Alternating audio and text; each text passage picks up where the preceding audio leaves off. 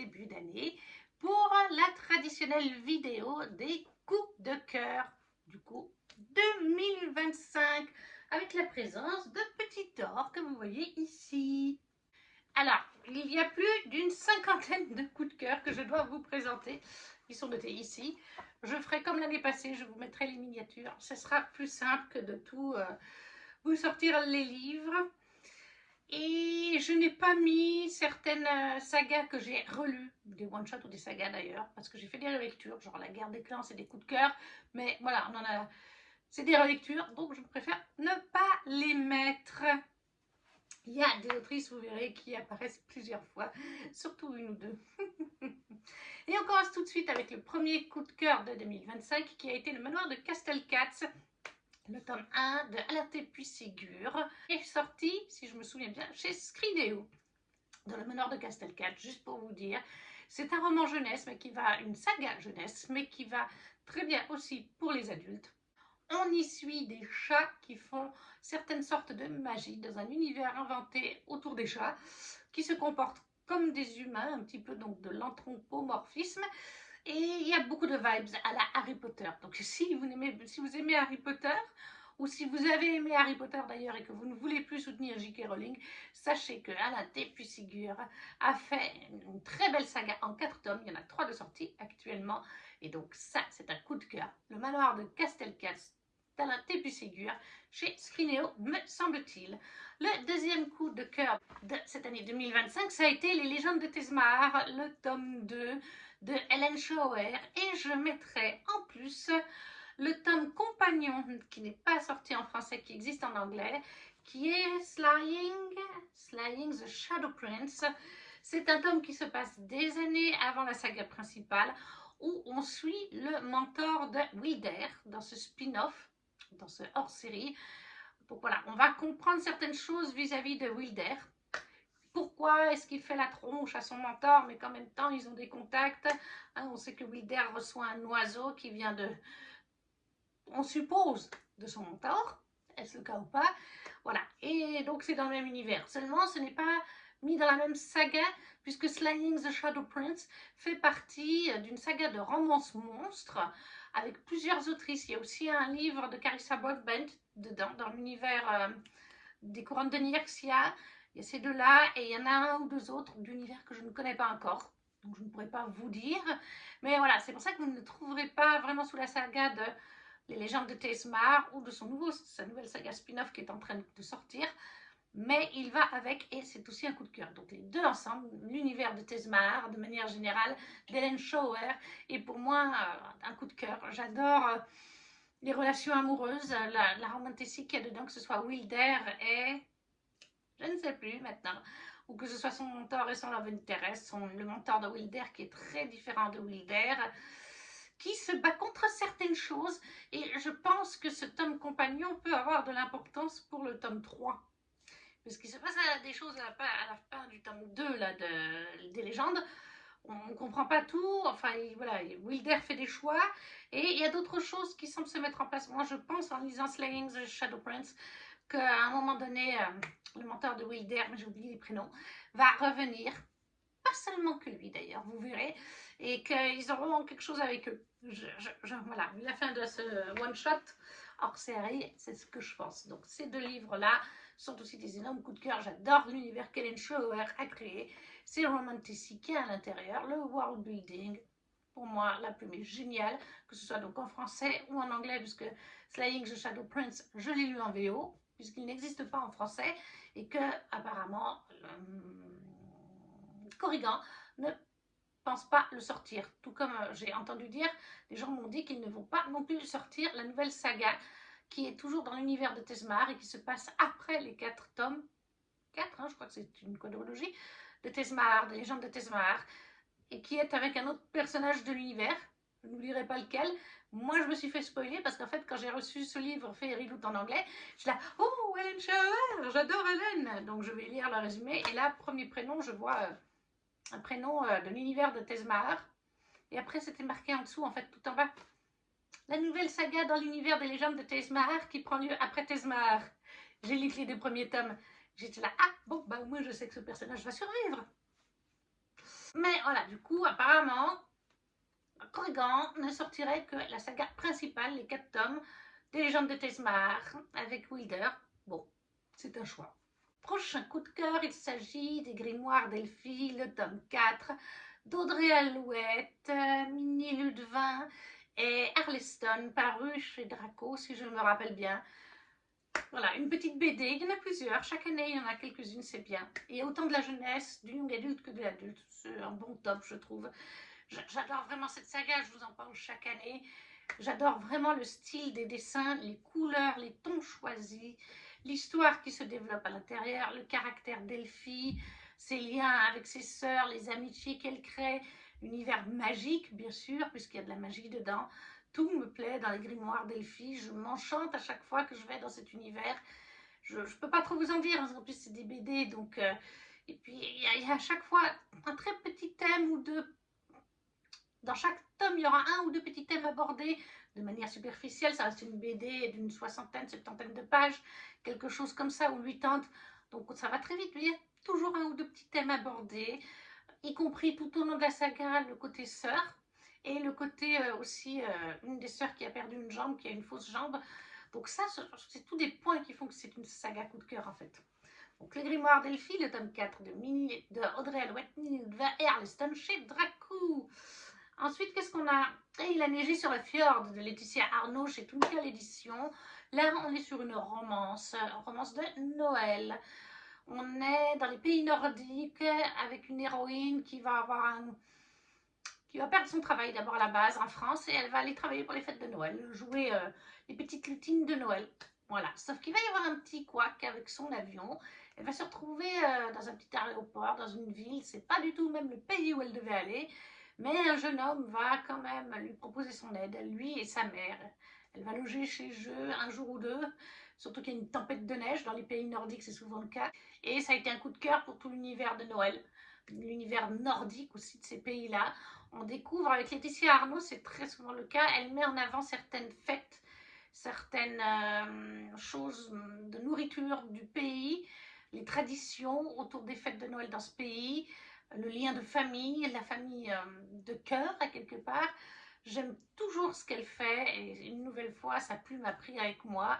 C'était un très bon moment de lecture pour le Noël 2025. Donc, et il a neigé sur le fjord de Laetitia Arnaud chez Tunkel Édition.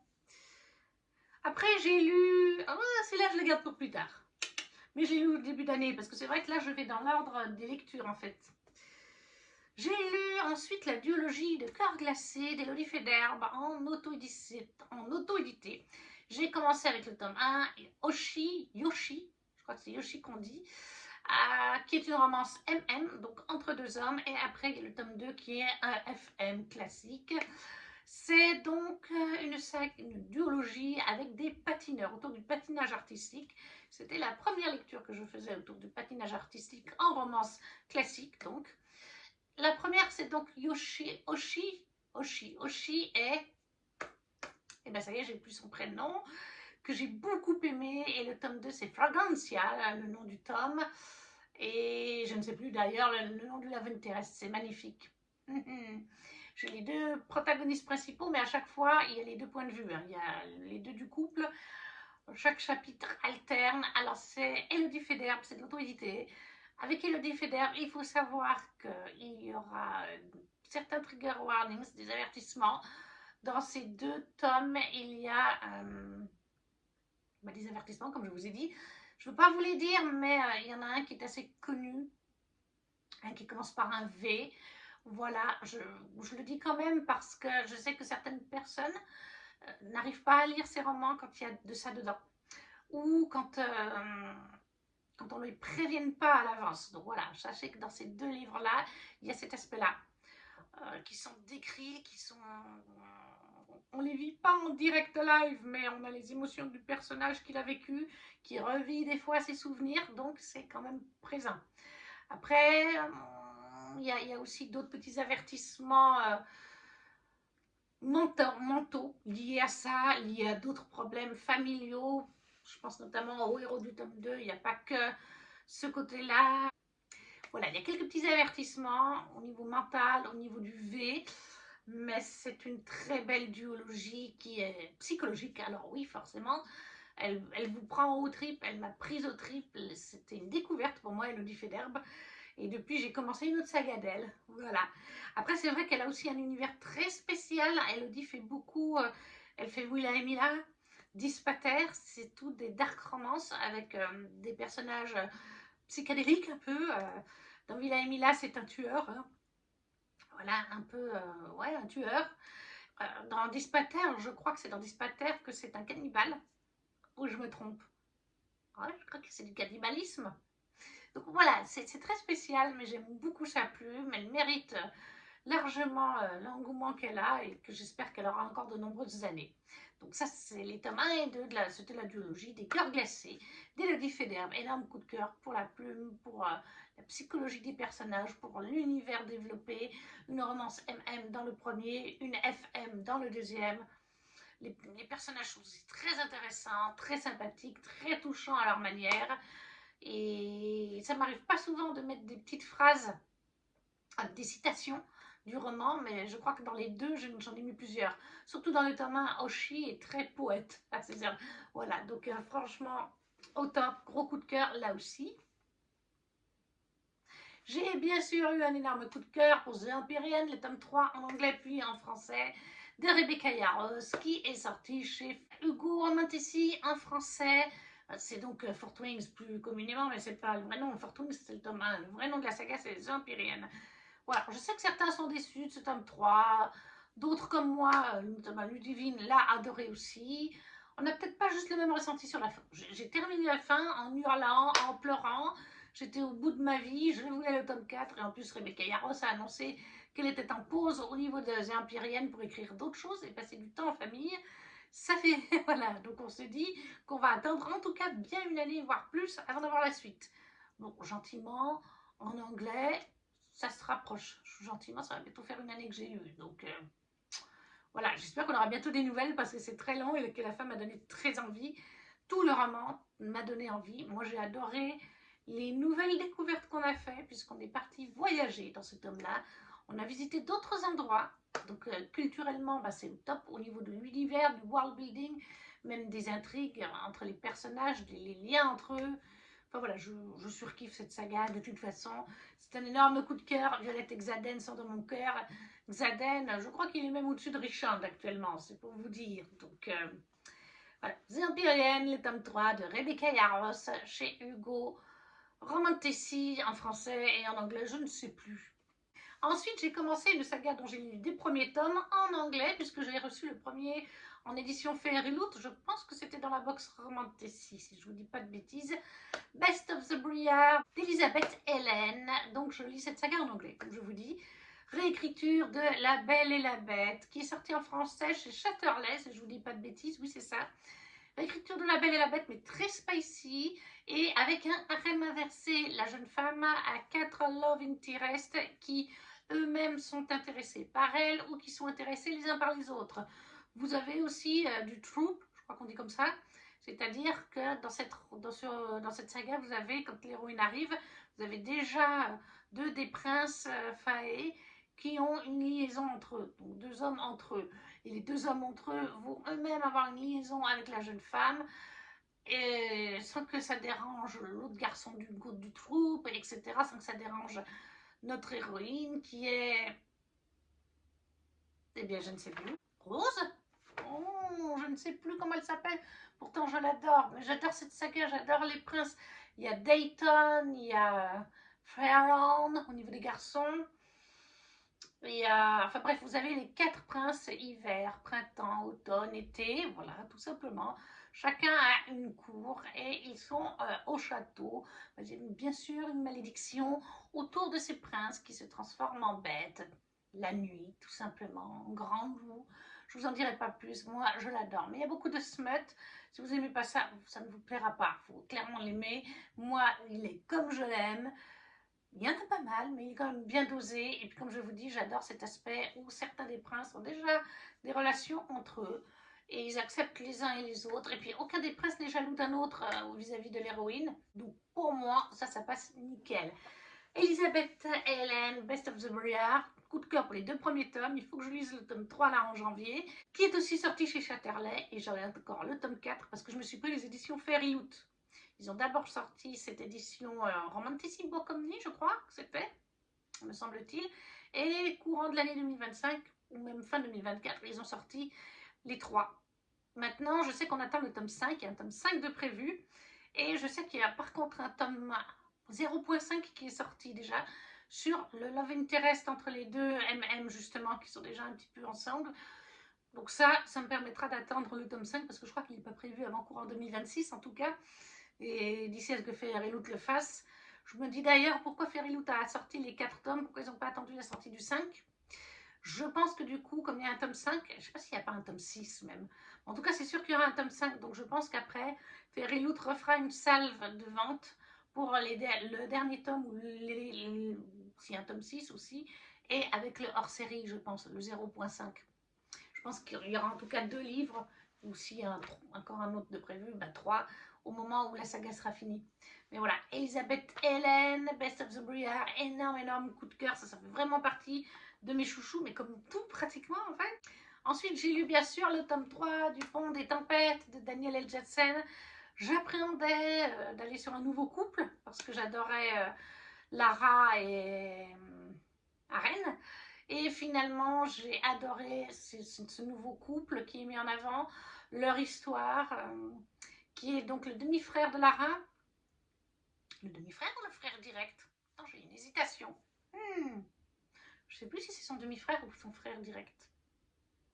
Ils avaient peut-être bien la même mère, Lara et lui. Voilà, mais de toute façon, au minimum, c'est son demi-frère. Ils ont le même connard de père. Voilà, on ne peut pas dire autrement. Et j'ai adoré, c'est vraiment... Alors, déjà qu'on est sur du Enemies to Lovers, dans chacun des duologies de cet univers. Là, on est vraiment sur un style, dans ce tome 1, que j'ai qualifié d'une réécriture de Roméo et Juliette. On est clairement un petit peu sur ça, puisqu'on a les 2 royaumes qui s'affrontent, qui sont ennemis. C'est le royaume d'Aldaran, je crois que c'est comme ça qu'on dit. Et l'autre royaume, c'est un nouveau royaume qu'on découvre dans ce tome-là. Les héritières, voilà, l'héritière et la chef du royaume. Et en fait, ils sont dans une ville, la ville est divisée en 2. Entre les 2 royaumes, il y a un fleuve qui sépare la ville, un espèce de gouffre, etc. Et en fait, voilà, il y a une partie d'un royaume qui gouverne une partie de la ville, l'autre partie. Enfin, régulièrement, ils font des combats pour essayer de prendre l'autre partie de la ville, les uns contre les autres. Et au milieu de ça, c'est Zara, voilà, le personnage féminin, c'est Zara. Zara est le prince, je ne sais plus comment il s'appelle. En fait, il est très peu connu parce qu'il ne s'intéresse pas à la guerre. Il ne devait pas être le successeur de son père. Il y avait d'autres frères, mais au fil des années, les autres frères sont morts. Et là, il ne reste plus que lui et un frère. Et du coup, c'est lui le successeur. Et il est censé avoir des tactiques de combat et tout ça, alors que lui, tout ce qu'il rêvait, c'est de partir du royaume, faire des études. Du coup, personne ne connaît sa tête. Et Zara va se retrouver un jour face à lui quand elle va essayer de voler quelque chose dans le camp adverse. Et ils vont commencer à se rapprocher. Comme Roméo et Juliette, ils vont commencer à parler, alors qu'à la base, ça part d'un vol. Lui, il est passionné par le ciel, par les étoiles. Justement, la guerre, il n'en veut pas et tout ça. Et elle va se laisser emporter par ce jeune homme rafraîchissant de ce royaume ennemi, mais qui finalement, lui, ne semble pas être l'ennemi. Bien sûr que vous vous imaginez qu'au moment où elle découvre qui il est, et lui pareil, elle se fait passer pour quelqu'un d'autre. Pourtant, elle est connue. Mais encore une fois, comme il ne s'intéressait pas à la guerre, il ne sait pas, il connaît juste Zara de nom. Il ne sait pas la tronche qu'elle a. Donc voilà, c'est une sorte de Roméo et Juliette des temps modernes. Non, mais réécriture de Roméo et Juliette que j'ai adoré. Et la plume de Daniel L. Judson est toujours aussi bonne. Les personnages toujours aussi intéressants. Et bien sûr qu'on revoit un petit peu Lara et Arène. Surtout Arène parce que on a tout le point de vue du protagoniste masculin quand Arène est emprisonnée en fait par son père. Donc ça c'est bien parce qu'Arène, on l'a vu évoluer en tant que prisonnier et là on voit d'autres aspects et comment ils en sont venus à faire ce qu'ils ont fait Arène et lui. J'en dirai pas plus. Ensuite j'ai lu Witch and Gods, le tome 3 qui est de Livestone paru chez BMR. Là c'était sur Héphaïstos et troisième sœur. Circé, on avait Circé. Puis, les noms, des fois, je les oublie. Mais du coup, c'était sur... eh ben, je ne sais plus. Mais c'était avec Héphaïstos et la dernière des sœurs, qui n'avait pas encore eu sa romance, que j'ai bien aimé. J'ai préféré d'ailleurs, de toute façon, toute la saga est coup de cœur. Ça, je tiens à le préciser. Après, s'il faut mettre un ordre de tomes, j'ai préféré le tome 1, Ella. Ella la promise, Ella, Circé et Méroé. Et donc là, je crois que c'était le tome de Circé, justement. Ou celui de Méroé. J'hésite. Je ne sais plus si Circé, c'était le tome 2 et Méroé le tome 3 ou le contraire. Mais voilà, en tout cas, c'était la dernière des sœurs, qui est du coup celle du milieu. Et là c'était la première, la petite sœur. On avait la grande sœur, mais je crois que c'est Circé, la grande sœur. Et là, c'est le tome de Méroé, du coup. Et j'ai préféré cette romance, d'ailleurs, Méroé et Héphaïstos, on va dire que c'est Méroé, à celle de Circé avec Apollon. Elle était aussi très bien, mais voilà, au niveau romance, j'ai préféré la leur. Pour moi, c'est tome 1, tome 3 et tome 2, l'ordre des favoris pour cette première trilogie. Maintenant, il y a une nouvelle trilogie en cours dans le même univers avec d'autres personnages, même si je pense que là, Circé et Méroé font des petites apparitions, bien entendu. On a conclu le premier arc que j'ai beaucoup aimé, ce mélange de mythologie grecque et de sorcière, avec cette touche très à la Charmed pour les trois sœurs, leur unité, tout ça. Il y avait des vibes de Charmed. Clairement, je pense que l'autrice doit aimer la série d'origine, doit aimer la série Charmed. Donc, forcément, ça peut être que me plaire. Gros coup de cœur pour ce tome 3 de Livestone des Witch and God. Ensuite, nouvelle petite saga de BD. Là aussi, c'est un tome 4. C'est Les carnets de cerises de Joris Chambellan et Aurélie Nairette. Je crois que c'est chez Métamorphose, mais je ne suis pas sûre. Et là aussi, c'est un coup de cœur. Ce tome 4, c'est pas... Alors, j'en ai lu 2, en fait, je crois, de cerises. Oui, j'en ai lu 2 cette année, tome 4 et 35. Le tome 4 était coup de cœur. Très bon, très... Mais le tome 5, c'est vraiment... Waouh, j'ai pris une claque, ça m'a bourré d'émotions. De toute façon, il y a de l'émotion dans tous les tomes des carnets de cerises. Là aussi, beaucoup d'émotions. Les dessins sont magnifiques, les couleurs choisies, les amitiés de cerises.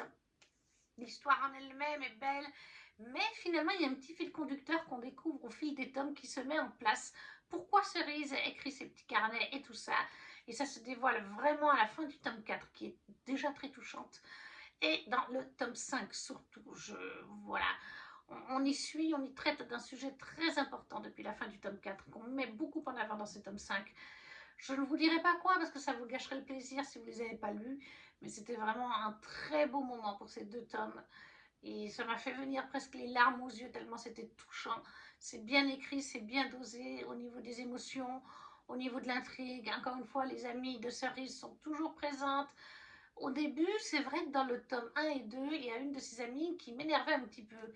Elle avait l'air un peu gronchon, hein. Des fois, elle disait à Cerise, mais arrête avec ci, mais arrête avec ça. Et finalement, elles se sont... Enfin voilà, on comprend mieux leur amitié dans le dernier tome, comment elles ont commencé cette belle amitié. Et elles ont renforcé leur lien au fil de la saga. Et elles sont vraiment toutes les trois toutes mignonnes. Et la relation entre Cerise et sa maman. Bref, un énorme coup de cœur pour cette saga. Et j'ai hâte de continuer avec le hors-série avec Valentin. Et le tome 6 qui est sorti en fin 2024. Donc Les Carnets de Cerise, les tomes 4 et 5 de Joris Chambellan et Aurélie Nairette chez Métamorphose, si je ne me trompe pas. Ensuite, j'ai lu Les Contes des Mille et un chats. C'est un collectif, en fait, il y a Julia Richard, je crois, Alena Lefebvre, et je crois qu'il y a un peu de Vanessa Calico. C'est au Héron d'Argent, c'est un beau livre du Héron d'Argent. Le principe est tout simple, ils ont sorti un livre sur les contes des mille et une nuits, mais au lieu que ce soit juste les contes des mille et une nuits, ils ont décidé de faire ça avec les chats. Vous avez donc de belles illustrations de chats dans les contes des mille et une nuits, d'où les contes des mille et un chats. Et voilà, vous avez tous les contes, certains sont connus, j'en connaissais certains, d'autres je ne les connaissais pas. Alors bien sûr que je pense que c'est un condensé, hein. Il y a des contes qui prennent des pages et des pages en réalité, alors que là ils sont sur 1 ou 2 pages. Mais c'est le principe du Héron d'Argent, c'est de condenser une mythologie ou des contes ou des réécritures, voilà, pour faire connaître ces contes, ces mythologies, etc., etc., avec de belles illustrations, de beaux encarts, toujours très bien choisis. On avait aussi quelques informations sur l'époque, sur les époques en Orient, tout ça, pour nous expliquer certaines choses liées aux dynasties, etc., liées au peuple. Donc c'était vraiment un gros coup de cœur. C'est un de mes favoris du Héron d'Argent. J'en ai lu 7 ou 8 maintenant, donc un de mes favoris. Donc les contes des Mille et un chats au Héron d'Argent de Elena Lefebvre, quelque chose, Lefebvre en tout cas, Julia Richard et je me semble-t-il que Vanessa Calico a fait quelques petits encarts. J'ai ensuite un one-shot chez les éditions Plume Blanche, toujours fidèle à Plume Blanche, d'Alexiane Delis, Entre nous, la rivière. Un petit one-shot de romanticide de la part d'Alexiane qui se lit vraiment très vite, très agréable, gros coup de cœur. Le personnage principal a quelques troubles mentaux, mais je ne sais plus lesquels. Je ne sais pas si c'est pas un TDAH, mais je peux me tromper. Il me semble que c'est le TDAH. Et c'était très intéressant d'évoluer avec ce personnage qui est très touchante. On est dans un univers de fantasy inventé, je pense, mais il n'y a pas de magie ou tout ça. C'est juste qu'on est dans un univers inventé. D'où le fait que c'est fantasy malgré tout. Et on suit une héroïne qui vit dans un peuple au bord de la rivière. Un peuple où la place de la femme n'est pas vraiment géniale, si vous voyez ce que je veux dire. Les hommes gouvernent, les femmes disent oui, amen à tout. Et notre héroïne n'est pas comme ça, parce que comme elle a ce TDAH, elle réfléchit plus, etc. Et ça va lui amener des ennuis. Et un jour, elle va sauver un garçon quand elle est enfant. Elle n'était pas censée le faire. Et des années plus tard, à la veille de son mariage, ou le jour même de son mariage, ce fameux jeune homme revient pour la chercher. Voilà. Et bien sûr qu'il y a une romance entre eux. Il y a un deuxième tome à sortir cette année 2026 dans cet univers, mais les deux tomes peuvent se lire indépendamment. Je pense, si j'ai bien compris, que... je ne veux pas vous dire, mais je sais que c'est dans l'univers, donc je pense que ce nouveau personnage est lié à l'héroïne du tome 1. Mais j'en dirai pas plus. Donc, Entre nous la rivière d'Alexandre Delis, gros coup de cœur. Et c'est un livre que mamie a lu aussi en plus. Elle qui ne lit pas de fantaisie, mais comme il n'y a pas de magie, de créatures et tout ça, et ben ça lui a beaucoup plu, tout simplement. Aux éditions donc Plume Blanche pour ce Entre nous la rivière. Ensuite, ça je laisse de côté pour plus tard. J'ai avancé dans le clan Bennett, j'ai lu le tome 3 de T.J. Klune. J'avais peut-être lu aussi le tome 2 d'ailleurs en 2025. En tout cas, le tome 3 c'est une nouveauté, d'où le fait que je le mets. Énorme coup de cœur. Cette saga de T.J. Klune, c'est vraiment un fond de famille, vraiment une famille de cœur qui finit par faire une grande famille avec les humains, les loups, une seule grande meute. Plus on avance dans l'histoire, plus on fait des découvertes qui sont captivantes, de nouveaux personnages qui se greffent, d'autres, des romances qui se mettent en place. C'est du MM dans tous les tomes. Par contre, ça, il faut que vous le preniez en compte. Si vous n'aimez pas le MM, le clan Bennett n'est pas fait pour vous, c'est que du MM. Voilà. Le clan Bennett, à part la mère et le père qui étaient FM, tous les autres c'est du MM. Mais il y a différents MM. Il y en a un qui est bisexuel, il y en a un autre qui sera gay, il y en a un autre, ben là dans le tome 3, il y a un personnage, je ne sais plus maintenant comment ça s'appelle, les termes sont très précis. T.J. Klune connaît bien ces termes parce qu'il est lui-même de la communauté LGBT, mais un des deux personnages du Love Interest, enfin du couple, n'est pas attiré par les relations sexuelles, n'est pas attiré par le charnel physique. Et du coup, c'est un terme précis, c'est abordé dans ce livre. Ça n'empêche pas que les deux soient amoureux, mais que ça prend énormément de temps pour arriver au charnel, puisque l'un des deux n'est pas du tout attiré par ça. C'est pas quelque chose qui prend plaisir, etc. Voilà, je ne sais même pas s'il l'a pratiqué une fois dans sa vie avant d'être en couple avec Robbie. Donc je ne sais pas, voilà, mais c'est quand même très intéressant de faire ces découvertes. Voilà, toute cette saga amène un pan au niveau LGBT qui est très agréable à découvrir. Donc le tome 3 du clan Bennett, je rappelle le clan Bennett, c'est du MM, en romantasy on peut dire ça. Ça se passe dans notre monde, par contre, ce sont des loups-garous. Voilà, ce sont des loups-garous qui se transforment en humains, en loups, avec des humains qui créent une grande meute. On va résumer ça vraiment simplement, mais c'est beaucoup plus que ça. Donc le clan Bennett, le tome 3 de T.J. Klune chez Bookmark. Moi j'ai les éditions d'ailleurs reliées qui ne sont disponibles que certaines fois pendant l'année sur leur site internet. J'ai commencé après la duologie de Morgan Le Graff des frères Montabello chez Backing. Là, c'est double jeu. J'ai Abject qu'il faut que je lise en 2026. On est sur de la dark romance. Voilà, c'est de la romance, mais dark. Je crois que Morgan Le Graff fait beaucoup de dark fantasy, dark romance, dark romantasy. Voilà, avec Morgan, le petit cœur en prend toujours un coup, mais c'est toujours un coup de cœur. Quoi qu'il arrive, voilà, j'aime vraiment la plume de cette autrice française, là aussi, que vous retrouverez plus tard dans ce top. Pour une autre duologie, je suis plume blanche cette fois. Là, avec les frères Montabello, on est vraiment dans du psychologique au niveau... on est avec des frères jumeaux qui sont pas très stables dans leur tête, autant vous le dire. Des vrais jumeaux. Rien qu'à partir de là, vous vous dites, dark romance, des frères jumeaux pas très stables dans leur tête. Oui, en effet, ils vont faire des choses pas très sympas à une pauvre jeune fille. Une pauvre jeune fille qui vit en plus des moments difficiles dans sa vie, comme par hasard. Elle m'a beaucoup touchée, l'héroïne, et j'ai dit, ah non mais les mecs, vous êtes dégueulasses. Je comprends que vous soyez en souffrance à cause de certaines choses qui vous ont été faites à cause d'une fille, mais elle n'est pas comme ça en fait, cette fille. Et elle a tellement souffert dans sa vie qu'ils en rajoutent en fait une couche au final. Mais voilà, ça reste de la dark romance, mais j'ai bien aimé la fin. Pour une fois, Morgane, j'ai bien aimé ta fin. Non, je sais pas que j'aime pas les fins de Morgane, mais c'est que mon petit cœur avec Morgane, il fait comme ça. Et des fois, à la fin, il fait comme ça. C'est Morgane. Elle est la reine pour ça. Merci Morgane. Donc, Morgane Le Graff, double jeu. Le premier tome de la duologie des frères Montabello. Montabello, il me semble, paru chez Black Ink. Morgane, d'ailleurs, qui vient de sortir en ce début 2026, un nouveau roman chez Nox, Stargazing, qui me fait très envie aussi. Vous vous en doutez. Ensuite, alors là, je réunis les deux sagas en même temps. J'ai avancé dans les univers de Sabaa Tahir, Une braise sous la cendre et sa nouvelle saga Aer. Une braise sous la cendre, je l'ai en très belle édition reliée de chez Big Bang. Je crois que c'est Big Bang. Mais je les écoute en audio avec Ludivine. On a lu les tomes 1 et 2. Alors, je crois que le tome 1, c'était en 2024. Ce qui est sûr, c'est que le tome 2, c'est en 2025, début 2025, donc. Et en fait, ce qui s'est passé, c'est que j'ai reçu de Sabaa Tahir une édition Fairyloot Hair. Et il était magnifique ce roman, j'ai voulu le lire pratiquement tout de suite, j'avais lu le résumé et tout ça. Je l'avais rentré sur Booknode, sauf que ni sur Booknode, ni sur Livre Addict, ni sur le résumé de la Fairyloot, ni même sur l'encart biographie de l'autrice de l'édition Fairyloot, je n'ai trouvé qu'en fait Hair est une suite d'Une braise sous la cendre. Et donc j'ai commencé Une braise sous la cendre, le tome 2 en audio avec Ludivine en écoutant dans la voiture. Et 4-5 jours après, j'ai commencé Hair parce qu'il me faisait envie, donc en anglais. Je lis 2, 3, je crois que c'est au 5e chapitre ou quelque chose comme ça. Donc j'avais lu une quarantaine de pages en tout cas, et en anglais c'est déjà pas mal. Ça m'avait pris une soirée. Et là, je commence à avoir des prénoms et noms qui me sont familiers, et de villes, de pays et surtout de personnages. Je fais par exemple la découverte, là, tout d'un coup, on nous dit littéralement « Machin qui est en fait le neveu de Machine ».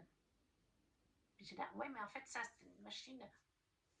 C'est un personnage de la saga, Une braise sous la cendre. Puis le nom du royaume aussi. On est sur une suite. Et il a fallu que j'aille sur Google, vraiment pour googliser partout, pour découvrir que oui, on est sur une suite qui se passe une vingtaine d'années après, et que je m'étais fait spoiler ça, le cousin machin, le neveu machin, tel personnage est devenu ça, tel personnage a fait ça, les enfants de bidule et de machin. Voilà. En l'espace de... Je crois que c'était chapitre 5, me semble-t-il. Je m'étais fait spoiler toute la fin de la saga. Les 2 derniers tomes, les 2 tomes et demi qui me restaient, parce que j'étais à peu près au milieu du 2. J'ai dit à Ludivine, je me suis fait spoiler. Je sais comment finit une cendre dans la braise. Alors c'est pas grave, parce que finalement je trouve ça très intéressant de savoir comment ça va se finir. Et je lisais le tome 2, il y a des choses que je comprenais pas, je disais là, mais ça correspond pas à ce que j'ai eu dans Hair. Comment est-ce qu'on arrive à ça dans Hair? Et d'autres choses qu'on n'a pas encore découvertes, toujours pas dans le tome 2, qu'on sait maintenant pour dans Hair, et je suis là, ah oui, depuis le début, ces personnages-là, oh, ça prend son sens. Voilà, donc c'est 2 sagas coup de cœur. Mais sachez-le, Hair, c'est une suite, ça se passe une quinzaine, vingtaine d'années après la fin du tome 4 d'Une braise sous la cendre en fait. Mais c'est 2 sagas coup de cœur, et du coup, je lis tant en anglais qu'en français. Donc je peux vraiment juger la plume de l'autrice que j'aime énormément, du coup. J'ai lu aussi en LC avec Ludivine et Mandy, Dark Fairy Tales, le tome 2 de K.F. Brain. Là aussi, on est sur une écriture très très spicy de La Belle et la Bête. Mais on adore ça avec les filles. Carrément, là, si vous n'aimez pas ça, n'y allez pas parce que vraiment, dans Dark Fairy Tale, vous avez pratiquement du smut léger ou très élevé dans chaque chapitre. Vous avez au moins 60% du roman où il y a du smut et 40% d'intrigue. Parce qu'on est totalement d'accord avec les filles que ce n'est pas équilibré, c'est pas du 50-50, même pas. C'est vraiment du smut pour du smut, il y a vraiment plein de choses. Après, il y a des choses intéressantes dans ce smut où le personnage fait découvrir des choses à l'autre personnage et la façon dont c'est abordé, c'est bien. Pour les gens qui ne connaissent pas ces pratiques-là, c'est bien. On l'aborde de manière, comment pourrais-je dire, comment on avait dit avec les filles, une manière éducative, non peut-être pas, mais vous voyez ce que je veux dire par là. Donc nous on adore, voilà, c'est notre kiff, il y a des dragons, il y a plein de choses, il y a de la magie, voilà, c'est de la vraie fantasy, de la vraie romantasy comme on l'aime. Dark Fairy Tale, le tome de K.F. Brain qui est sorti chez Bookmark. Ensuite j'ai avancé, j'ai lu les tomes 2 et 3 du Royaume des Corbeaux d'Olivia Wildenstein. C'est pas la seule fois où vous verrez Olivia dans cette vidéo. Là je les ai lus en livre. Il faut que je me procure le tome 4 qui est sur d'autres personnages. La trilogie de base est terminée. Avec Fallon, Dante et... Fallen, Dante et... Eh bien, je sais plus. Voilà, et voilà, il y a d'autres personnages qui tournent autour, mais c'est les 3 principaux de cette saga. On suit l'histoire du point de vue de Fallon. De toute façon, Fallon et un peu de Soul of Interest. Cette trilogie de base est terminée, mais il y a un tome 4 qui est sur des personnages qu'on apprend à découvrir dans les tomes 2 et 3 surtout, j'en dirai pas plus, qui sont liés à Fallon. Et je sais que le tome 5 est aussi un personnage lié à Fallon. Et ça se passe des années plus tard par contre. Et ça sort tout chez Corrigan. Donc il faudra que je me les procure en relais, qui plus est. Voilà, mais j'ai adoré cette trilogie de base. Il y a des gens qui ont détesté, mais vraiment, Mandy, elle a détesté. Elle ne voit plus les corbeaux et les serpents de la même façon depuis. Mais moi, j'ai surkiffé ma lecture. Je sais qu'il y a d'autres personnes comme Nina qui ont adoré. On avait lu le tome 1 en LC avec Kimi d'ailleurs et une autre de ses abonnés Patreon.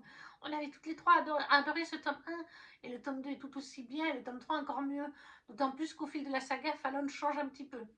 Surtout au cours du tome 2. Bon, il y a encore des choses dans le tome 2 où elle me déplaît, mais elle est déjà mieux que dans le tome 1 et ça s'arrange vraiment dans le tome 3. Donc moi j'ai adoré le world building de cet univers. J'ai trouvé original, différent. Après, il y a des codes de la fantasy et de la romantasy qui reviennent, qui ont des vibes à la Cotard. Mais pourquoi pas, en fait? Moi, j'adore Cotard, je ne vais pas m'en plaindre. Donc voilà, Olivia Wildenstein, Le Royaume des Corbeaux, chez Corrigan. À nouveau, c'est une saga coup de cœur. J'ai lu les tomes 2 et 3 en cette année 2025. J'ai aussi avancé avec les tomes 2 et 3 des Couronnes de Nilaxia de Carissa Broadbent chez Bookmark, là aussi. Les belles éditions en relié. Le tome 3 commence un nouvel arc sur d'autres personnages. Le tome 1 et 2, c'était donc sur Reine et Oraya. Et j'ai vraiment eu un coup de cœur pour ce tome 2. Alors que le tome 1, j'avais mis genre peut-être 19. Mais le tome 1, on était trop sur l'aspect de tournoi, de jeu. Et ce genre de roman, j'ai du mal vraiment à avoir des 20 sur 20 gros coups de cœur. Tout ce qui est tournoi, je n'ai pas lu Hunger Games et ça ne m'intéresse pas, par exemple, de lire Hunger Games, ni les films d'ailleurs, ne me tapez pas. Donc forcément, cet aspect très présent dans le tome 1 m'avait déplu. Mais dans le tome 2, tout cet aspect de tournoi est terminé. On a vraiment la mythologie qui s'était un peu mise en place dans le tome 1, qui est bien abordée dans ce tome 2. Le world building plus en profondeur, l'histoire d'amour entre Oraya et Reine évolue. On fait des découvertes très intéressantes. Et dans le tome 3, on commence l'arc sur l'amie de Oraya et Reine, qui est surtout la meilleure amie de Reine. Et ça y est, j'ai perdu son prénom, mais c'est magnifique. Elle-même va avoir son love interest dans ce tome 3 qui va se dévoiler. C'est un ennemi, c'est en fait un des demi-frères, frère ou demi-frère, de celui qui l'a transformé en vampire. Voilà, donc elle a un gros ressentiment pour cette famille qui est, bien sûr, c'est une des familles principales. Enfin, vous avez plein de vampires et vous avez des chefs de 4 clans. Je crois qu'il y a 3 ou 4 clans vampiriques. Il y a ceux du sang, il y a ceux de la nuit. Voilà, et eux, ben voilà, ils font partie, c'est vraiment le père est le chef du clan. Et celui qui avait transformé notre personnage dans le tome 3, notre héroïne, eh ben, c'était le potentiel, c'était celui qui était censé prendre la relève le moment venu du père. Donc forcément qu'elle hait toute cette famille, mais voilà, de fil en aiguille, elle va découvrir que ce frère-là n'est pas comme les autres et créer une romance avec. Et là, l'univers mythologique au niveau des dieux est encore plus abordé, la foi, etc., parce qu'elle était très croyante en son dieu, comment le dieu perçoit ses fidèles, etc. Bref, énorme coup de cœur pour cette saga. Donc j'ai lu les tomes 2 et 3 cette année. Les couronnes de Nyaxia de Carissa Broadbent chez Bookmark. J'ai aussi lu cette année le tome 2 de Mémoire de la forêt de Michael Brun-Arnaud à l'école des loisirs. C'est toujours un coup de cœur pour cette saga en 4 tomes où on suit toujours Archibald Renard. Ce sera le cas tout au long de la saga et il va à chaque fois vivre une aventure différente. On retrouve un petit peu de Ferdinand Taupe, bien sûr. Et là, Archibald, cette fois, eh bien, va devoir prouver, va devoir comprendre son histoire de son grand-père. Oui, son grand-père, qui est l'arrière-grand-père d'ailleurs de Bartholomé. On va découvrir toute la famille Renard. On a Archibald, son papa, sa maman. Et Archibald a un neveu, Bartholomé, un petit renardeau qui a une maladie au cœur en plus, qui n'est pas comme tous les autres enfants. Donc encore une fois, Michael Brun-Arnaud met l'accent sur le tome 1, c'était Alzheimer. Là, on a ce petit garçon qui souffre d'un problème au cœur, ce petit renardeau, pardon. Ça se poursuit dans le tome 3 que je suis en train de lire actuellement.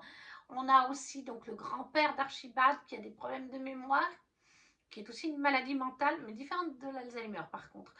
On va avoir tout aussi une partie de deuil évoquée, mais je n'en dirai pas plus.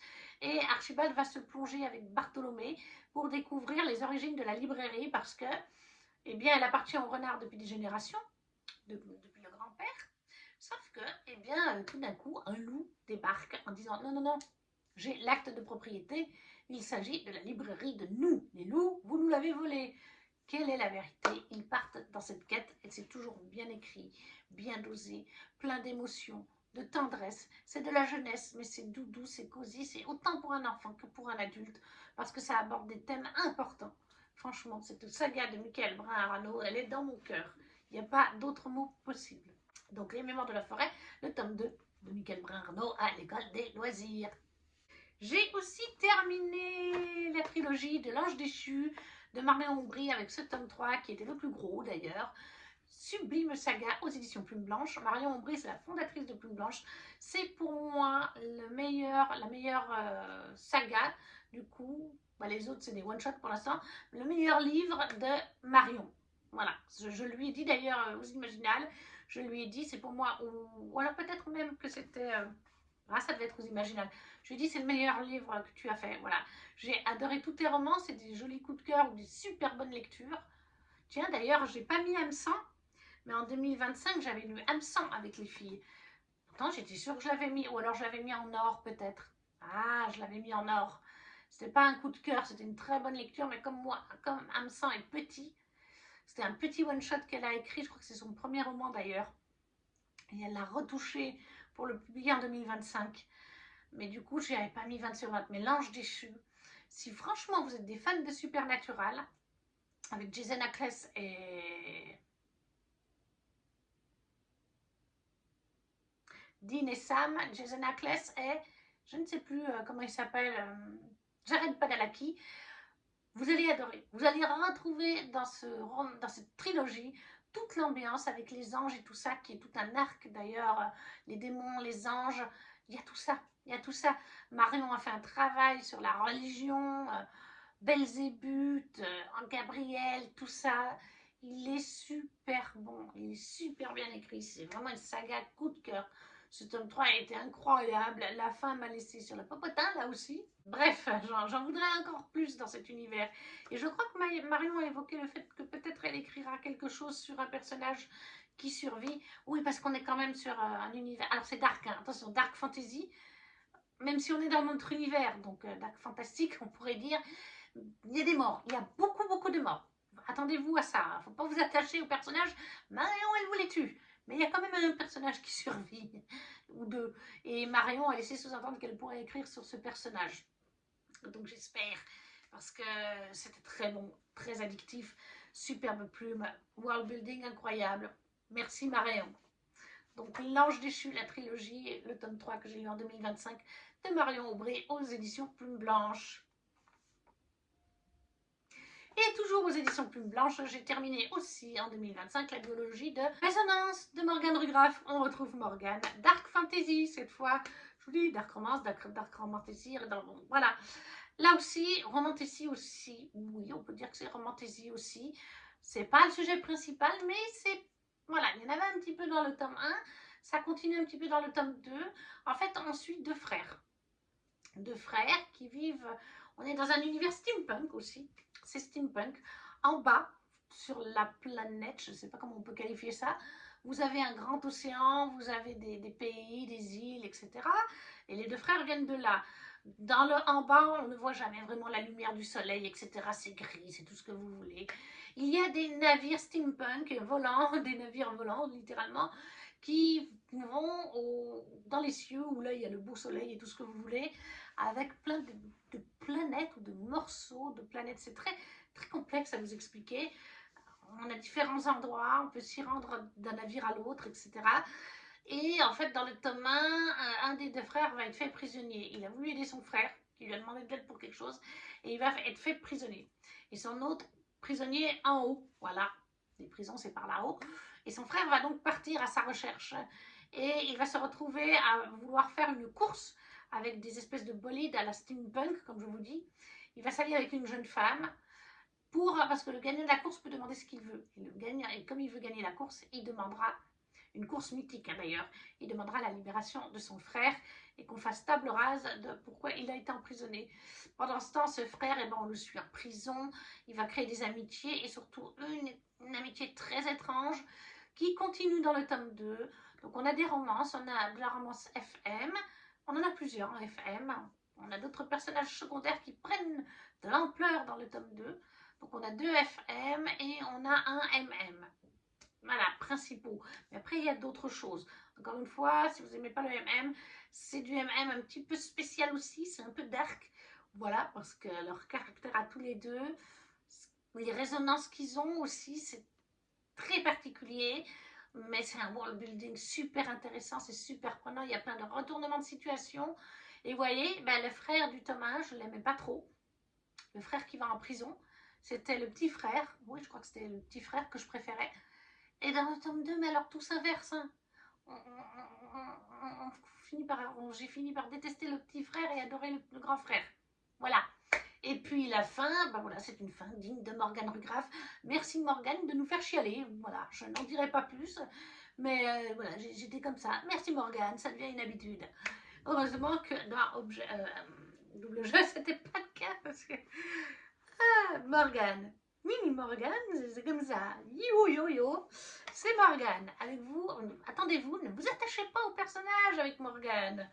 Tous les personnages, faites attention. Et donc ça c'est Résonance, le tome 2 de Morgane Rugraff. Énorme coup de cœur chez Plume Blanche. Ensuite, j'ai écouté en audio la duologie de la Reine des Détestés de NAL. J'en avais entendu parler depuis un sacré moment. Et d'ailleurs, je ne sais pas si... Oui, c'est ça, je crois que c'est la Reine des Détestés qui devait sortir en maison d'édition en 2025, je crois, ou fin 2024. Et finalement, NAL a pris la décision d'annuler, je crois que c'était chez Plume du Web. Elle a annoncé à la maison d'édition, j'annule la publication à genre un mois. Pourquoi? Parce que des gens stupides, excusez-moi, il n'y a pas d'autre nom, disaient que cette duologie, puisqu'elle existait déjà en audio et en e-book, est raciste et machin et tout. Alors qu'en fait, l'autrice ne pointe du doigt que des choses véridiques de notre société. Voilà, mais ça ne plaît pas qu'on mette en avant des choses, sauf qu'on le met en avant de façon dark, de façon malaisante. Là, on est sur du racisme inversé, c'est-à-dire que on est dans le futur de notre planète, vraiment très lointain, et l'être humain a détruit sa planète. Ça vous étonne? C'est déjà en train d'arriver. Et du coup, l'être humain a fait trop de mal à sa planète, et à un moment donné aussi, eh bien, certains peuples se sont rebellés, etc. Et c'est le cas de certains pays orientaux ou de certains pays. Enfin voilà, au final, tout s'est inversé au fil des siècles qui ont suivi. Et au jour d'aujourd'hui, dans cette biologie, les blancs sont les esclaves et les personnes de couleur sont au pouvoir. Voilà, c'est eux les chefs, c'est eux les rois. Les blancs sont les esclaves, les blancs sont violés littéralement, sont violentés, sont tout ce que vous voulez. C'est une biologie qui est dure, qui est trash, c'est fait pour. Mais voilà, pourquoi ça ne plaît pas quand c'est inversé? Mais ça a tellement fait polémique que l'autrice, voilà, elle a décidé d'annuler. Voilà, il y a une ou deux personnes que je connaissais qui étaient très contentes de ça, j'étais dégoûtée. Je dis, il y a vraiment des gens bêtes. Voilà, je vais rester polie, mais j'en pense pas moins. En plus, c'est un livre, c'est une fiction. Il faut savoir faire la différence entre la réalité et la fiction, mesdames et messieurs. Et lisez-le avant de critiquer. Et même si vous l'avez lu, vous avez le droit de ne pas être content. Mais de là à aller, je crois qu'ils ont vraiment été jusqu'à... Je crois qu'ils ont fait du harcèlement à l'autrice et à la maison d'édition, ces gens-là. Non, mais il y avait vraiment toute une campagne sur Instagram. C'était hallucinant. Et Johanna de la Citadelle de mes lectures l'avait lu et avait adoré. Et elle ne comprenait pas qu'on en fasse ça. Et c'est toujours le cas. Et moi, je l'ai lu, je ne comprends pas non plus. Voilà. Moi, je trouve qu'au contraire, c'est bien. Ça pointe du doigt plein de dysfonctionnements dans notre société actuelle, mesdames, messieurs. Donc, c'est un énorme coup de cœur. J'ai adoré la romance entre les deux personnages. J'ai adoré le world building. J'ai tout aimé. La plume de l'autrice. La personne qui raconte l'histoire aussi. Les retournements de situation. C'était topissime. Donc, Enaël, la duologie en audio de La Reine des DTC, qui était en auto-édité à cette époque-là. Ensuite, j'ai lu La Petite Boutique de Sortilèges de Sarah Durst. C'est un one-shot, même si une suite va sortir. Mais c'est dans le même univers, mais je crois qu'on n'aura pas les mêmes personnages. Ou peut-être qu'à un moment donné, ils vont se croiser, mais en tout cas, ça peut se lire indépendamment l'un de l'autre. Petite cosy fantasy, toute doudou, avec de la confiture, des sortilèges, une plante qui parle, un peu comme une sorte de Groot si vous voulez, mais différente hein, de Groot. Mais c'était trop chou, j'ai adoré, j'ai surkiffé, c'était doudou. Et je crois de mémoire que ça peut se lire même pour des enfants de 11, 12, 13 ans, parce que ouais, de mémoire, il n'y a pas de sommet, il n'y a rien du tout. Et le love interest, mais j'en veux un comme ça. La fin, comment il est avec elle, mais j'en veux un comme ça, mais c'est ce que je recherche. Enfin voilà, gros coup de cœur, autant pour la plume que pour l'univers que pour les personnages. Parfait, juste parfait. La petite boutique de sortilèges de Sarah Durst chez Brajlon. C'est pour ça que j'ai pas compris pourquoi il n'est pas chez Big Bang, parce qu'il est sorti chez Brajlon, alors qu'en fait, il n'y a pas du tout de se mettre dedans. Ensuite, j'ai lu Macara et le lion de pierre de J. Robin chez Le Héron d'Argent. Cette fois, c'est un roman. Un très beau roman en relié.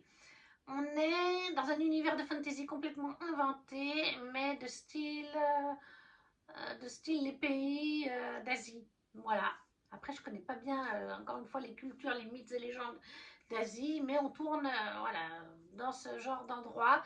J'ai beaucoup aimé, les personnages étaient attachants. C'est relativement young adulte, presque, c'est jeunesse. Hein.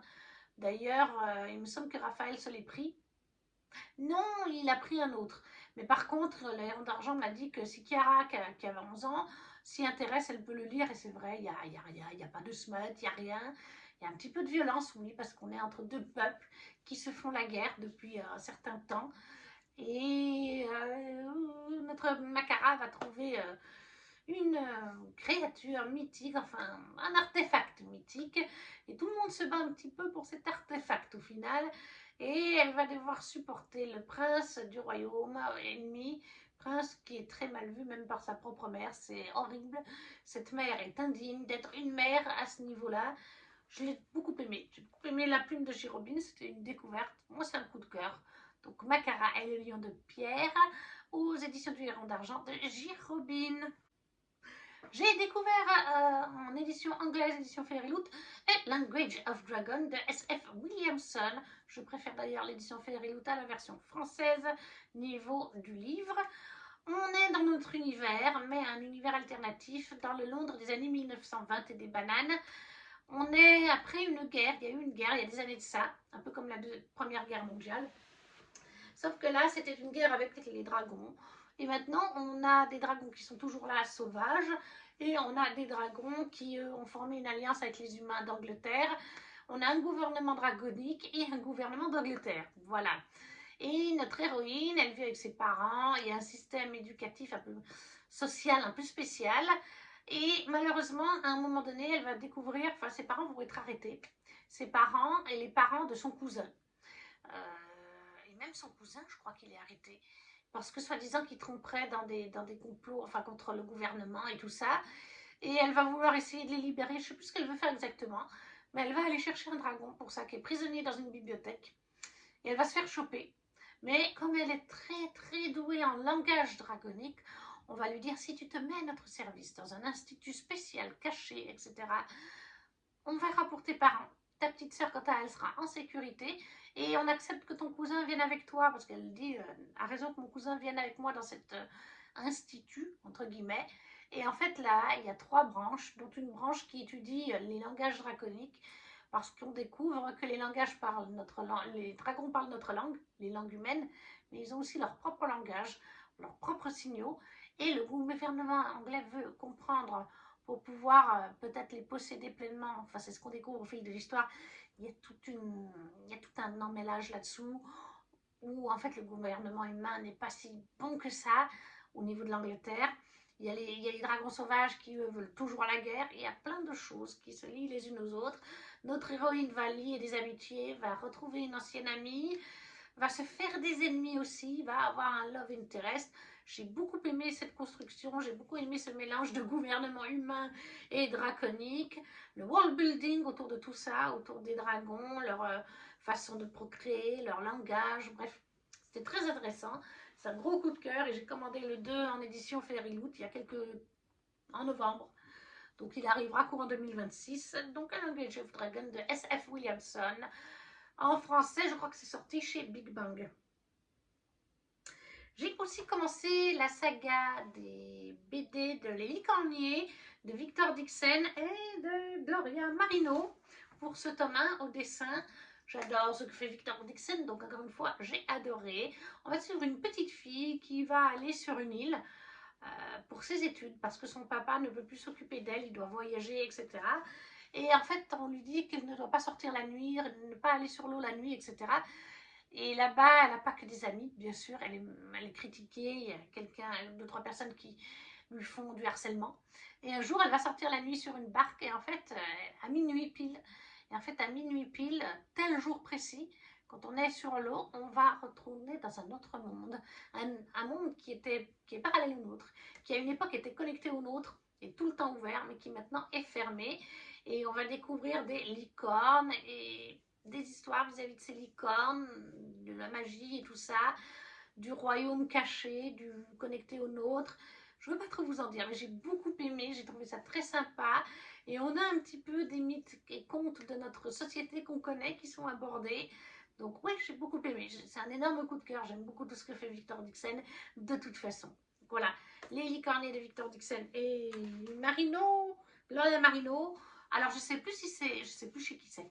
Je ne veux pas vous dire de bêtises, je ne sais plus chez qui est sortie la BD. Donc je préfère ne pas vous en dire plus. Ensuite, on a La Guerre du Pavot, le tome 1 sorti chez De Saxus de R.F. Kuang. J'ai adoré, mais c'est un univers dur, c'est de la dark fantasy, je pense qu'on peut quand même appeler ça de la dark fantasy, parce que c'est très adulte, c'est très dur, on a la guerre, on a le sang, on a le deuil, on a les problèmes mentaux, les addictions, tout est évoqué là-dedans. Le world building, les génocides, d'ailleurs les trigger warnings sont énormes. Génocide, viol, violence, infanticide, machin, bidule. La liste est énorme, mais le world building est de malade, il est super bien écrit. De Saxus l'a richement illustré, il y a des très jolies illustrations en orange. Oui, sur des tons orangés. Vraiment une très bonne lecture. Et je crois que l'autrice s'inspire de qui se sont passés en Asie il y a longtemps. Donc ouais, mais il faut s'accrocher pour le lire. Parce que c'est vraiment de l'adulte, autant sur la plume, sur le world building, que sur les thématiques évoquées dans les avertissements. Mais très très bon, gros coup de cœur. Pour La Guerre du Pavot, le tome 1 de R.F. Kuang chez De Saxus. Ensuite, j'ai aussi eu un coup de cœur pour Endless Fall de Louise Langlois, qui est paru chez, je ne sais plus, j'ai un blanc. J'ai beaucoup aimé ce tome. C'est pas un tome 1 parce que c'est des tomes compagnons, ils peuvent se lire indépendamment les uns des autres, mais je sais qu'il y a une suite avec d'autres personnages qu'on découvre dans ce tome 1. J'ai beaucoup aimé cet univers de patinage artistique. Nouvelle lecture autour du patinage artistique avec cette jeune fille qui est complètement brisée. On a beaucoup d'avertissements. Mentalement, elle a essayé de se suicider au tout début du roman. Voilà, c'est pas un spoiler, c'est marqué dans le résumé. Et ses parents décident de quitter la ville parce que quand elle se suicide, quand elle essaye, ils découvrent en fait qu'elle était harcelée à l'école. Voilà, elle vit du harcèlement vraiment très dur à l'école. Et en plus de ça, dans sa passion du patinage, elle s'est gravement blessée et elle ne pourra plus jamais patiner, d'où le fait d'essayer de se suicider. Et elle se reconstruit petit à petit dans une nouvelle école. Elle se crée des liens amicaux. Au début, elle ne fait pas confiance, vous imaginez bien, elle a l'impression que ça va se répéter, etc. Et au fait, plus les semaines vont passer, plus elle va créer des liens avec ce groupe. Et encore une fois, on est sur une famille de cœur, je trouve, une found family. Voilà, ce groupe d'amis va être pour elle une bouffée d'oxygène, ils vont toujours être là pour elle. C'était magnifique à lire, très bien écrit, très prenant, comme je vous dis, au niveau des soucis mentaux, au niveau du harcèlement aussi, donc à mettre entre toutes les mains. C'est une romance, voilà, tout ce qu'il y a de plus classique, mais psychologique. Donc Endless Paul de Louise Langlois. Je ne sais plus chez qui c'est paru, je m'en excuse. J'ai lu aussi le tome 2 des Héritiers d'Ungardia de Chloé Sepulveda, toujours chez Luxaxus. Là, clairement, cette saga, c'est une saga coup de cœur. J'aime bien comme c'est écrit, j'aime bien l'univers, j'aime bien le world building, j'aime bien les personnages, mais c'est parce que c'est des vibes pour moi à la Kellyana, Throne of Glass. Tout simplement. Il y a vraiment, et là, dans ce tome 2 encore plus, il y a certaines scènes. Par exemple, je pense à la scène dans Throne of Glass, Kellyana, dans le tome 1, où Keleana découvre derrière la tapisserie de sa chambre une porte cachée qui va dans des corridors secrets du château et tout, dans différentes pièces. Et là, c'est exactement pareil. Dans le tome 2, elle est dans le château, notre héroïne, comme Keleana, et elle découvre, je ne sais pas si c'est derrière une tapisserie, je ne sais plus, je crois que, je sais plus si c'est une tapisserie ou pas, mais elle découvre une porte secrète qui va dans les profondeurs du château, qui lui fait découvrir des créatures, des machins. Voilà, voilà, et c'est pas que ça, l'aspect aussi des deux héroïnes, elles ont des similitudes, je ne peux pas vous dire comment. L'une que je peux vous dire, c'est qu'elles sont badass, toutes les deux, mais il y a d'autres choses, voilà. Il y a aussi tout un aspect mythologique et de divinité qui est évoqué dans les Gardia d'Ungardia. Alors ça, il y a peut-être moins d'Orkeliana, mais il y a beaucoup de similitudes et c'est en fait pour ça que ça me plaît. Il y en a qui diraient, ouais, c'est trop similaire, c'est du plagier, l'autrice n'a pas d'idée originale. Je m'en fiche, moi j'y prends plaisir et le world building est quand même différent. La mythologie est différente, les créatures sont différentes. Donc voilà, moi j'adore. C'est un gros coup de cœur pour cette saga qui est en 5 ou 6 tomes de Chloé Sampanderada, le tome 2 des Héritiers d'Ungardia chez De Saxus. Ensuite, j'ai écouté en audio la trilogie des Anges d'Elysium de Olivia Wildenstein. Voilà, quand je vous ai dit qu'Olivia était représente, énorme coup de cœur pour les Anges d'Elysium, que j'ai préféré d'ailleurs au Royaume des Corbeaux. Là, on est avec les Anges d'Elysium, c'est-à-dire que les anges existent, il y a différents niveaux d'anges, et quand un ange arrive à un certain âge, il a ses plumes qui apparaissent, enfin son ossature, et après il va descendre sur Terre, et pendant une dizaine, quinzaine d'années, je ne sais plus exactement, je crois que c'est une dizaine d'années, il doit récolter des plumes. Chaque ange a des plumes différentes. Il y en a qui ont des rouges, il y en a qui ont des blanches, il y en a qui ont des noires, il y en a qui ont des blancs.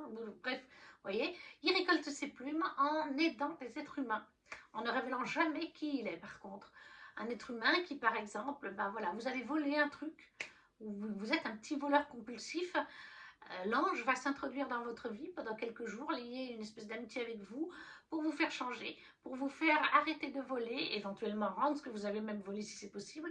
Et du coup, votre scoring au royaume d'Elysium va baisser. Vous aurez moins de scoring, ce qui fait que si vous arrivez même un jour à 0, vous pourrez aller à Elysium. Les portes d'Elysium s'ouvriront et l'ange gagne une plume, 5 plumes, 10 plumes. Il peut y avoir jusqu'à 100 plumes de gagner sur des cas, mais alors ça c'est les criminels, les chefs de mafia, des trucs comme ça. Et donc chaque tome va être sur une romance entre deux personnages. Voilà. Je ne peux pas vous en dire plus sans vous spoiler, surtout pour le tome 3. Mais voilà, vous avez à chaque fois une romance entre...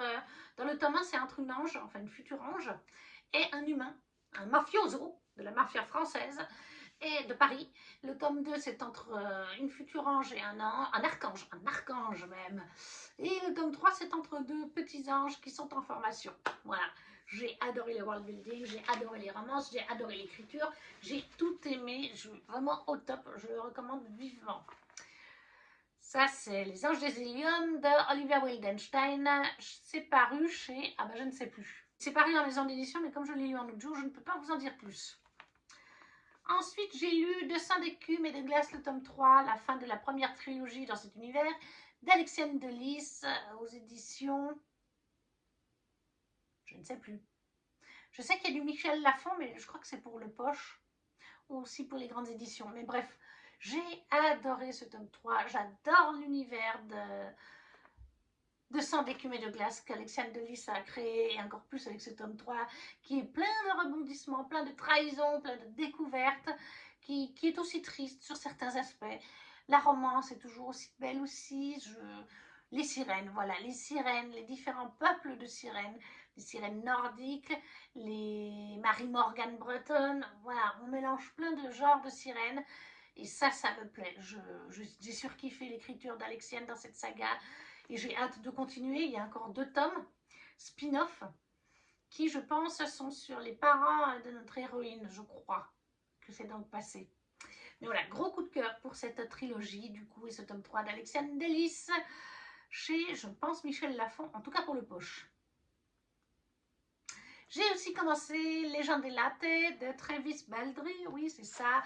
Une cozy fantasy, tout ce qu'il y a de plus doudou, avec une ogresse qui va ouvrir son salon de café, de latte, hein, et de gourmandise autour du café. J'ai adoré les personnages touchants, une romance FF, très douce, très subtile. C'est vraiment pas ultra présent, c'est secondaire.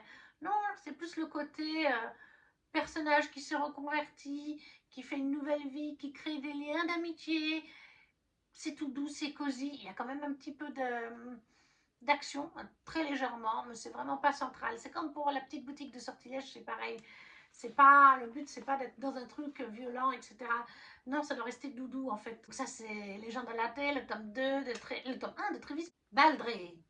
J'ai terminé aussi Les larmes de Sahel avec le tome 1.5 et 3 de Adi Martel en auto-édité. Gros coup de cœur pour cette petite saga en 4 tomes en tout, qui met en avant notre planète dans un futur très éloigné, comme on découvre au fil de la saga, avec des peuples qui se font une guerre. Est-ce vraiment nécessaire? Il y a des cachotteries, bien sûr, des deux côtés. On fait des découvertes pas jolies. Les hommes libres, entre guillemets, enfin les hommes du désert et tout ça, les femmes sont au pouvoir, les hommes sont des objets sexuels. On inverse là, c'est vraiment l'homme est l'objet sexuel. Il est là pour la reproduction, il y a vraiment des choses pas jolies, surtout dans le 1.5, mais même dans le tome 3. Même dans le tome 3, c'est pas joli à voir, à comprendre. Et on va essayer de faire évoluer les mentalités, on va essayer de faire arrêter cette guerre entre les deux peuples, les humains sous leur dôme et les humains du désert. Moi, j'ai adoré. Je ne peux pas trop en dire parce que c'est aussi des tomes très courts, mais j'ai adoré l'écriture. Adé Martel, le tome 3 m'a fait pleurer. Voilà, j'en veux à Adé Martel sur la fin du tome 3. Voilà, pour 2 raisons.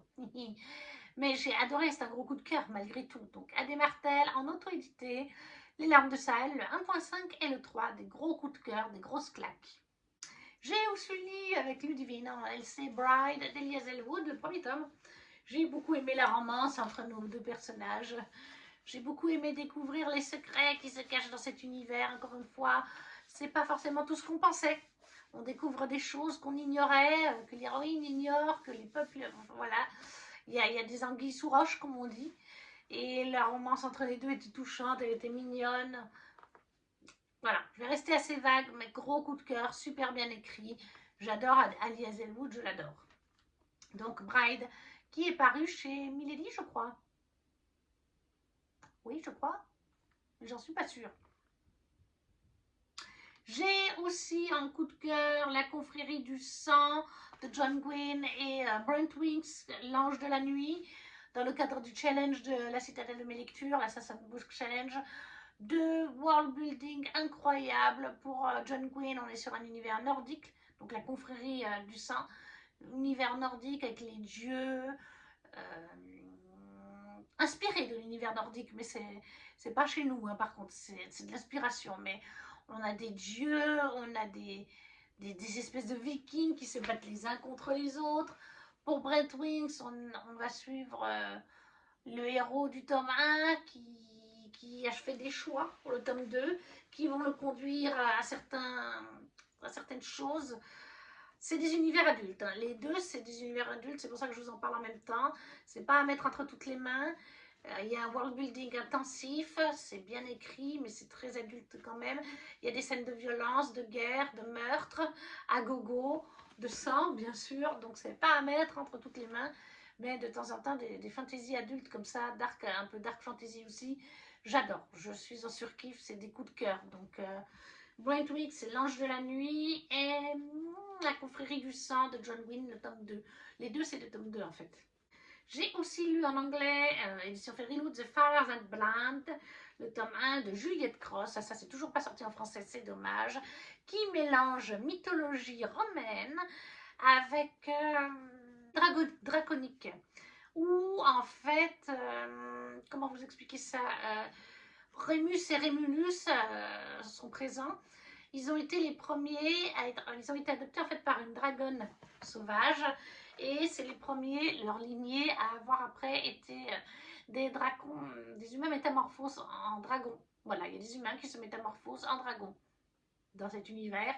Et il y a les grands dieux, les grands mythes, tout ça, romains, les grands dieux qui sont là, qui viennent la plupart du temps d'une lignée draconique, etc., avec leur descendance. Enfin, j'ai trouvé ça très bon, très intéressant. Il y a même une référence à un moment donné, notre héroïne, c'est un village gaulois qui résiste depuis des mois à l'empereur. Et l'empereur, il me semble que c'est César, justement. Ça ne vous rappelle pas quelque chose, le petit village gaulois qui a résisté à plusieurs attaques de l'empereur? Oui, ça rappelle Astérix. Donc j'ai vraiment surkiffé ma lecture. J'espère qu'il sortira un jour en français. Le tome 2, je crois qu'il n'est prévu que pour la fin 2026. Donc autant vous dire qu'on a le temps. J'ai le temps encore avant qu'il sorte, hein. Mais énorme coup de cœur. J'ai adoré la romance aussi entre les deux. Le world building, le mélange de mythologie romaine et dragon, ça le fait bien. Donc ouais, moi j'ai beaucoup aimé. Gros coup de cœur pour The Fears and Blinds de Juliette Cross, le tome 1 en édition Fairyloot. Ensuite, j'ai lu Rita Perdido. Le tome 1, c'est une BD de Victor Dixon et French Carlo. C'est l'histoire de Rita Perdido. Rita Perdido, c'est un personnage qu'on découvre dans le tome 1 du roman Agence Perdido. C'est la fondatrice de Agence Perdido, voilà. Et du coup, là, on découvre la jeunesse de Rita. Elle est partie d'un pays d'Amérique latine où il y a la guerre avec son père parce qu'il était recherché. Ils se sont exilés en France, à Paris. Et on va découvrir son adolescence à Paris avec son père, sa formation en temps, parce qu'elle ignorait à ce moment-là les retrouveurs. Donc, c'est ceux qui chassent les croque-mitaines. Et là, on découvre un peu sa formation. Il va arriver certaines choses dans ce tome 1. Et je crois que ça va être en 3 tomes.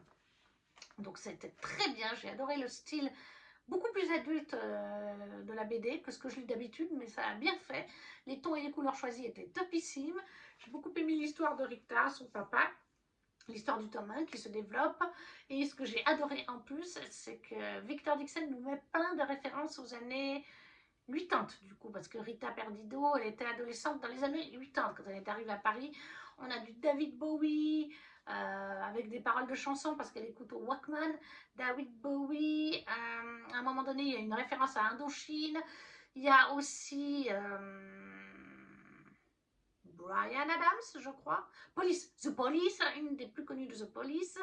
Et il y en a une troisième qui est évoquée avec quand elle met ses écouteurs. David Bowie, Police et Lenny Lennox et je ne sais plus. Mais voilà, donc toutes ces références culturelles. À un moment donné, il y a une affiche pour Star Wars dans le métro de Paris. Donc c'est bourré de petites références culturelles des années 80 que je connais bien.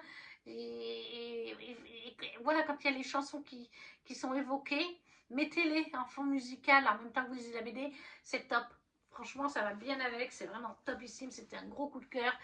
Donc ça, c'est Victor Dixon et French Carlo Magno. Rita Perdido, le tome 1, et je ne sais plus chez qui c'est sorti par contre. J'ai aussi lu Rose in Chain, le tome 1 en anglais chez Fairyloot de Julie Soto. Tout simplement, à la base c'était une fanfiction Dramion, donc dans l'univers d'Harry Potter, mais l'autrice a été approchée pour sortir son roman en maison d'édition et du coup elle a dû tout remanier vis-à-vis des droits bien sûr d'Harry Potter pour que ça n'y ressemble plus. On a quelques vibes, par exemple le héros a les cheveux comme Draco, blanc, blond. Notre héroïne a les cheveux un peu comme Hermione, forcément. Leur caractère reste très similaire, mais ça s'arrête là. Il y a tout un world building super intéressant autour de ça qui a été réimaginé, réinventé et on s'éloigne complètement d'Harry Potter à ce niveau-là. On ne voit pas les similitudes autres que leur physique quelque part. Donc ça a été un énorme coup de cœur, j'ai beaucoup aimé. Rose in Chain, le tome 1 de Julie Soto, l'édition Fairyloot. Ensuite, j'ai lu Un automne Maplefield de Laetitia Arnaud, là encore, romance cosy doudou d'automne. Il n'y a pas d'autre mot à dire. Laetitia va mettre en avant l'aspect de l'érable et du sirop d'érable, les manières qu'on peut faire le sirop d'érable, à quoi il peut servir dans les recettes de cuisine, avec une jolie romance qui prend son temps, qui est doudou. Un cosy automne, une cosy romance d'automne, voilà, tout simplement. Laetitia Arnaud, chez Twinkle Édition, Un automne à Maplefield. Après, j'ai aussi lu Agence Perdido, le tome 2 de Victor Dixon, cette fois avec les personnages du tome 1, forcément. J'ai adoré, énorme coup de cœur, une nouvelle fois. Plus sombre que le premier, j'ai trouvé. Il y a quelques passages vraiment. Raphaël a adoré aussi, il adore cette saga.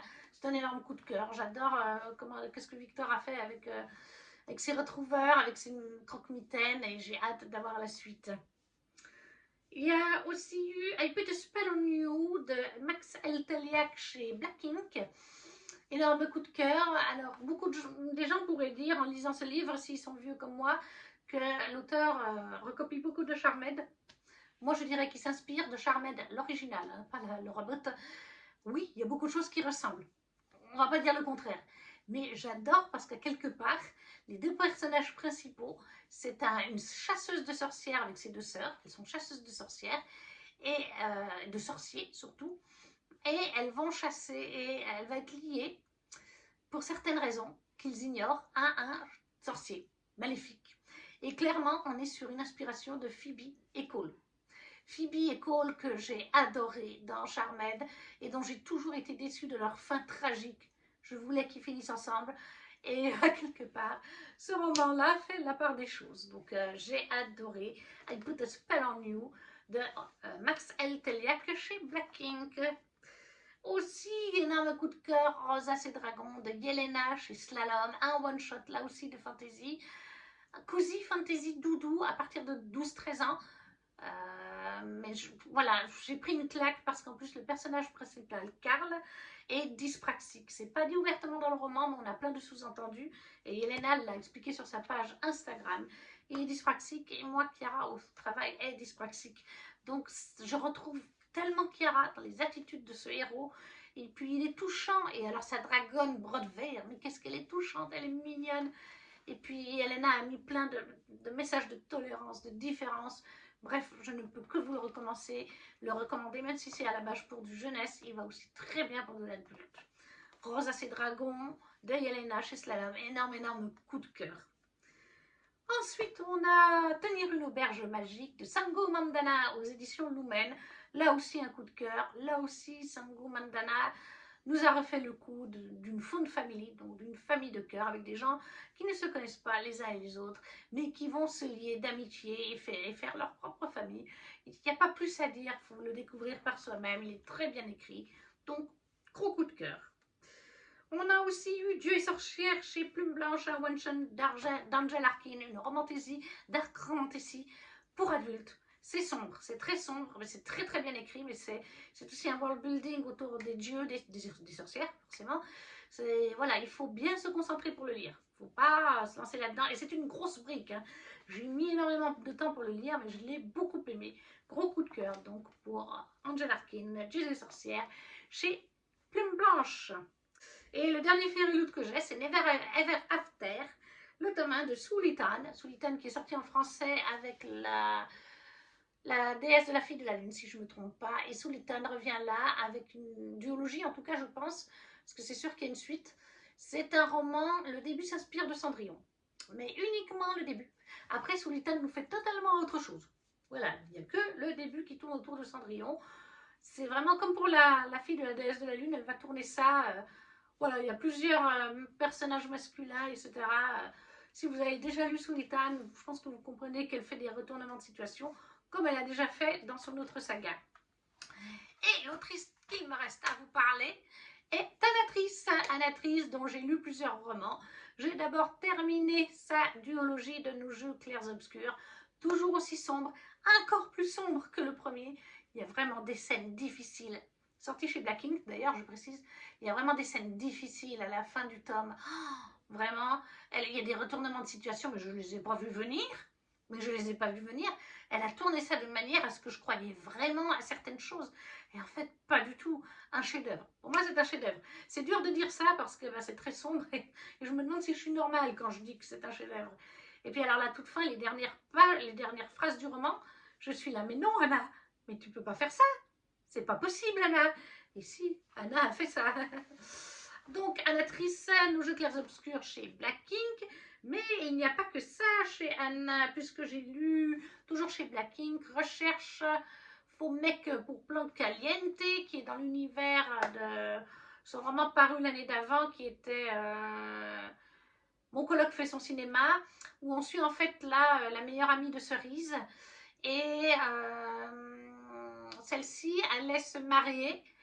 Et son fiancé l'a trompée, elle l'a découvert, elle annule le mariage, sauf qu'elle décide de partir en lune de miel quand même, toute seule, parce que sa meilleure amie ne peut pas pour certaines raisons.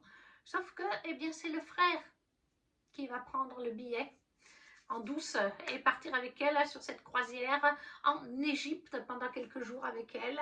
Et en fait, le frère et elle se connaissaient avant. Elle l'avait interviewé il y a des années de ça. Et ils avaient eu un crush l'un pour l'autre, mais elle est beaucoup plus vieille que lui. Il y a une différence d'âge et elle n'avait pas assumé à l'époque, parce qu'il avait genre 17-18 ans. Et là, il a genre 25-26 ans maintenant. Et du coup, elle s'est séparée d'avec son frère parce que, genre 3 ans plus tard, elle a rencontré le frère. Et puis après, il l'a présenté à son autre frère. Puis ils n'ont rien dit, mais ils se connaissaient. Ils avaient un crush l'un sur l'autre. Mais ouais, le frère là est HPI en plus, haut potentiel intellectuel. Il est archéologue. J'ai adoré, j'ai vraiment adoré. C'est du Anatrice, c'est spicy, c'est plein d'humour. Il y a des moments touchants aussi. Il y a toujours aussi des choses. Dans nos jeux clairs obscurs, il y a.